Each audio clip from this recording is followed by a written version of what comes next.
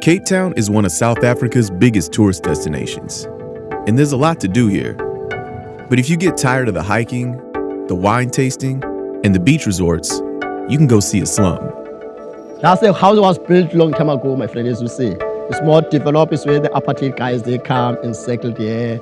So you're talking about this is where the Apartheid government... They stay here somewhere. So white people? Yes. Mzu Lembeni meets his tourist clients, mostly Europeans, at an upscale Cape Town mall. 10 minutes later, they're in a slum. Really are just walking through somebody's neighborhood right here. It's like that. These townships are directly connected to the history of apartheid, when the government forced non-white people out of the cities and into ghettos. We're just walking into people's houses. Today, South Africa is still extremely segregated, and more than 50% of the population lives below the poverty line. The city of Cape Town. The brochures for township tours like Mzu's advertise this as a way to see the real South Africa, and they bring multiple groups of foreigners here every day. This whereby we call Smiley, Smiley. Smiley? Yeah, Smiley. The reason we call Smiley because if you put in the fire, the muscle stings, the muscles. You're welcome to have a seat, guys. You're welcome to have a seat, guys. You're welcome to have a seat, guys. So, Malum. Over here, guys, we have this house here. This house here is a shebeen. A shebeen is informal bar. If there is a newborn child in the family, we brew the traditional beer to welcome the child to the ancestors. To prepare this beer, it takes about 3 days. How is it? Before you take tourists into people's houses, I'm guessing you're asking them, hey, is it okay if I take people to their house? You don't ask? I don't ask. I don't ask. I just go to any house that they allow me. When all these tourists come through here, come through Langa, come through your neighborhood, how do you feel about that? I feel right, so because they contribute to us, you see. They donate, we like that, but they take pictures without us, without permission of us, you see. We are not animals, we are the human beings, you see. So. Mzu employs 6 people in the townships. And then over here, there's a lovely activity. He always stops by local gift shops and encourages people to buy things. Oh, thank you. Yeah. And some tourists also donate money.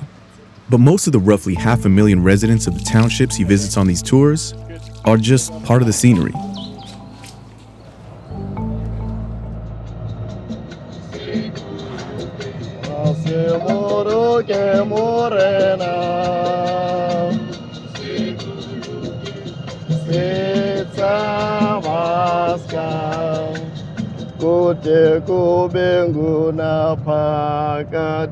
Okay, guys, our next stop is going to school. Cool beans, cool bananas.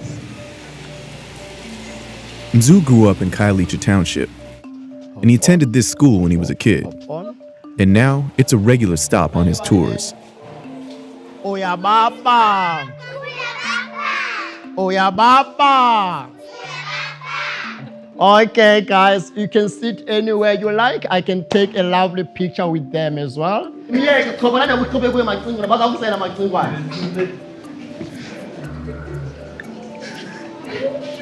a cool bananas.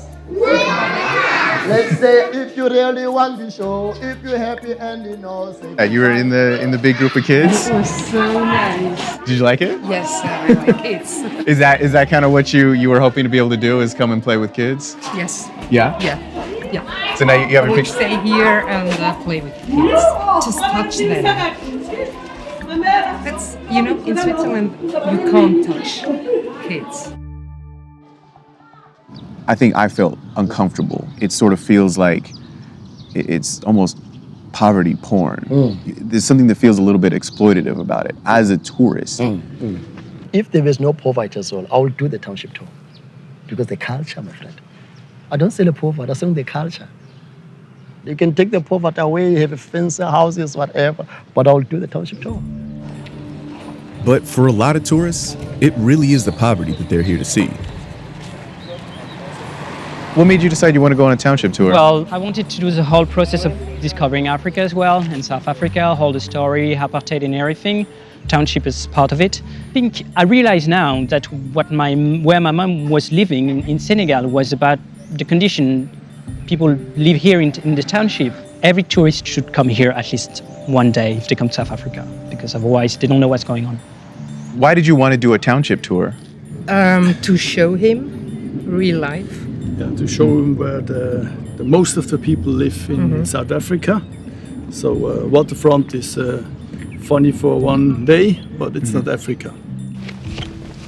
Foreigners who come on these tours are willing to see what's going on in South Africa in a way that a lot of South Africans aren't.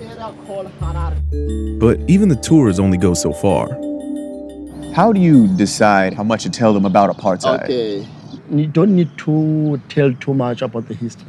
You need to be very, very smart. Don't traumatize your guest, but just give them the reality. Because if you say this here was something, this, we were killed, there was like this, and then some of them, my friend, they end up, you're traumatizing them. Tourists, number one, they come for holiday. They come to for holiday, they want to enjoy the experience. It seems like more than a foreigner coming in and learning about South Africa, who really should be knowing about the realities in the townships, is South African. You talk to people in Cape Town and they've lived there their whole life. They've never been to Langa. They've never been to Khayelitsha. They've never seen it. I make a research about that, my friend. You can go anywhere in the world. I'll go to USA, my brother. I'll go there with a place we never go. Most of us, what we do is we ignore our places. Seeing the problems in your own backyard. Exactly. Yeah. That's nature, my friend.